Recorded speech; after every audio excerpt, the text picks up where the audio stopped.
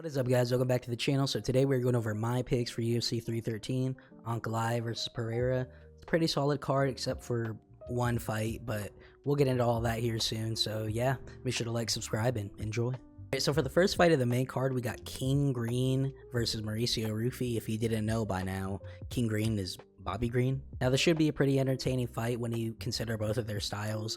There's no way that this fight is going to go to decision. No way. Obviously, Ruffy is a favorite here. It really doesn't take an MMA genius to watch both of these guys fight and realize that Ruffy is a more technical and, dare I say, quote-unquote better fighter than Green is. But honestly, I feel like Green has a shot here, more than what people are giving him credit for. He's fought objectively better competition, and we know he's going to be game. Green is not scared to derail a hype train for these up-and-comers. He did against Grant Dawson. He tried to against Islam Makhachev on short notice. So he's definitely coming into this fight with a full belief that he's here to win. He's not here to give Ruffy a boost. He's here to win. Plus, I feel like Ruffy does have some holes in his defense, and we really saw that in the Yontop fight. Now, yes, I know he did cut weight in Yontop, really didn't. And to be fair to Ruffy, Yontop had to take on an onslaught of damage and power shots from Ruffy before he could even get close to landing these shots. Does King Green have the same kind of chin as Yontop does? Most likely not, but King Green is a veteran, so we don't know what kind of things he might have up his sleeve. I could totally see a universe where Ruffy is against the cage and King Green does a offbeat blitz and catches Ruffy with something. But honestly, I am going to have to go with Ruffy. I'm going to have to take the easy pick here. Yontop had to take a fuck ton of damage before he could even start to land on Ruffy. I don't think Green has the chin that Yontop has. And yeah, with the way he fights with his hands down, that's going to leave Ruffy, that's going to give Ruffy a lot of ample opportunity to land some slick shit. That being said, I got Ruffy via TKO, probably late in the first or early in the second. Alright, up next, we got the bathroom break of the night. Amanda Lemos versus Yasmin Lucindo. I'm just kidding, but also I'm kind of not. There's only two ways I feel like this fight can go, and that's either Lemos is going to land a power shot and finish Lucindo, or Lucindo's going to have to mix up her game and grind Lemos out to a unanimous decision. Now, here's what I mean. The way I see it is that Lemos has a power advantage, the size advantage, and the experience advantage. Lucindo is like 5'2", right? Now, another thing I've seen from Lucindo is that she could get a little crazy in some striking exchanges, so I could totally see the more experienced, calm Lemos stay calm in a pocket situation like that and absolutely crack Lucindo. I think Lucindo needs to really spam takedowns early on, instill the fear of the takedown into Lemos early, so that way she can open up the striking in Lemos and land some big shots of her own. Yeah, that's really all I have on that fight. This one's pretty 50-50 to me. I'm gonna have to go with Lemos just because she's tried and true. We know what she's bringing to the table, and she's just a lot bigger than Lucindo. I think she's gonna kind of bully Lucindo in there. Unless Lucindo can really put the fear of the takedown into Lemos, I think Lemos is gonna TKO Lucindo probably in the third, or she's gonna win by unanimous decision. I don't know. So up next, we got a battle between some tall fellows, Jalen Turner versus Ignacio Bahamondes. Now, this is some peak matchmaking from the UFC right here. Two tall strikers like this ought to mean this fight will be fireworks. So, despite the results of both guys' last fights, Jalen Turner is a favorite here, and I gotta say I completely agree with that. Turner has faced way better competition than Bahamondes has. Infinitely better competition.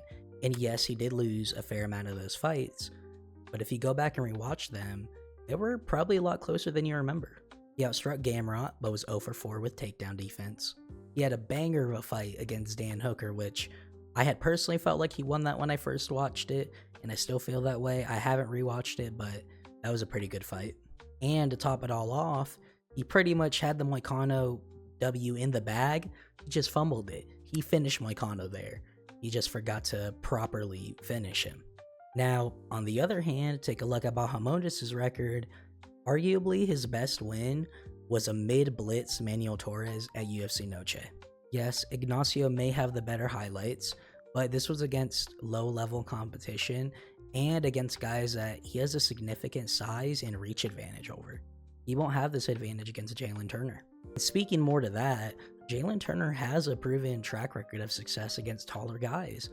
Once again, I'll call back to that Dan Hooker fight. Jalen had a lot of success in that. I think he only got outstruck by like 20 strikes, which that's a lot, but he did really well. He had no problem finding his range, dodging, and landing good shots against Dan Hooker. If Ignacio were to eat that head kick that Dan Hooker ate against Jalen Turner, Ignacio isn't walking out of there on his own 2 feet. So based on that alone, I'm going to have to go with Jalen via TKO in the second or third. I just really don't think Ignacio is going to have anything for him. But who knows? Jalen Turner might fuck it up like he did against Moicano, but yeah, I'm going to have to go with Jalen Turner. So up next, we are on to the co-main event. We got a rematch, Justin Gaethje versus Rafael Fiziev, part 2. Now, obviously, we have to address the elephant in the room, the Dan Hooker pullout. Yes, would I rather see this fight? And I'm sure all of you would. Absolutely. Absolutely, that would have been a banger fight. But we gotta cut the UFC some slack. This is a great fight to replace it with. I don't know if you guys remember or not, but Gaethje's first fight against Fiziev was fucking awesome. I was on the edge of my seat that entire time. Sometimes I feel like MMA fans have a real short-term memory, and that people only remember that Gaethje just got knocked out recently. They don't remember the first fight Gaethje had with Fiziev. But anyways, the odds on this one are pretty interesting. Fiziev is a slight favorite, which I find kind of surprising, but I guess I understand it. Gaethje is coming off of a nasty knockout at UFC 300, which was a little under a year ago, taking place in April 2024. So naturally, I see why people have some hesitancy to pick him. Combine that with his year layoff, all of that will work against Gaethje. We don't know how he's coming back. For me, the big questions are, how much did that max KO affect Gaethje physically? And how hard and how long has he been training and grinding? Because we know he obviously had to take some time off training, sparring, all of that, just for his brain to heal back up. And here's the thing that surprised me about these odds. Fiziev's situation is not much better. This is what I mean by MMA fans have a short-term memory. Fiziev's last fight was in September of 2023. That was a year and a half ago. And I've been very, very vocal and pushing my propaganda of, you cannot take a long layoff in MMA. The game changes too much happens, and layoffs never help. We've seen that a lot, especially lately here. And I'm thinking of Tatiana Suarez right now, but I'm sure you guys are thinking of different examples as well. And we have to remember, he didn't just lose that fight against Gamrot. He lost because he tore his ACL. That is not an easy injury to get over. He tore his fucking ACL. Anyways, Fiziev lost that fight because he tore his ACL, so he had to get surgery to fix it up. So now, obviously, because he had surgery, he had to do probably physical therapy / rehab just to get to walking on his own accord again. Now, under normal circumstances, I would say Gaethje is going to get the W pretty easily, but these are not normal circumstances. Their last fight was super fucking close. Gaethje barely outstruck Fiziev, 103-97. So any slowness, laziness, dare I say, regression in skill in this rematch may have some dire, lifelong, lasting consequences. I think only both guys know how hard they've been training the last couple years, the last year, and they both know deep down how this fight is going to go. So I am curious to see kind of how the quote-unquote body language is during face-offs and stuff, and I'm curious to see what kind of shape Fiziev is in. Yeah, I think I'm going to have to go with Gaethje on this one, based off of the fact he won the first fight. And yes, he is coming off of a nasty knockout and a year layoff, but to me, I would rather have that over a year and a half layoff and an ACL surgery and recovery operation. That's just too much to overcome. And this is a prime, maybe not prime, but full camp Justin Gaethje going up against a short notice Fiziev. So unless Gaethje is a lot slower due to that knockout and Fiziev is full speed, I don't see how Fiziev can pull this off. I think Gaethje is going to win probably by TKO, I want to say, in the third or fourth round, because I don't think Fiziev will have the cardio to really go in the championship rounds. Alright guys, we made it to the main event finally. The fight that we've been waiting for, Ankalaev versus Pereira. And I am so fucking excited for this fight. I've been waiting for this one for a long time. And I actually think this fight will be pretty easy to predict. I think there's really only one of two ways this fight could go. Option A, Ankalaev stands and bangs with Pereira and gets knocked out. Or option B, Ankalaev mixes it up early, puts the fear of takedowns into Pereira and grinds Pereira to a decision, ground and pound, or submission. Now I already know what you poetards are going to say. But Pereira has a secret technique. He's been training with Glover. He has a surprise for Ankalaev. He's been training with Glover. One, a former kickboxer will never be able to become as good of a grappler as a Dagestani. That just will never ever fucking happen. And number two, Pereira hasn't been training with Glover every day. He hasn't. We've seen what he's been doing. He's been doing all these funky little side quests, and I can't blame him. I would too. That'd be awesome to go fly to Korea and fight a bunch of Koreans.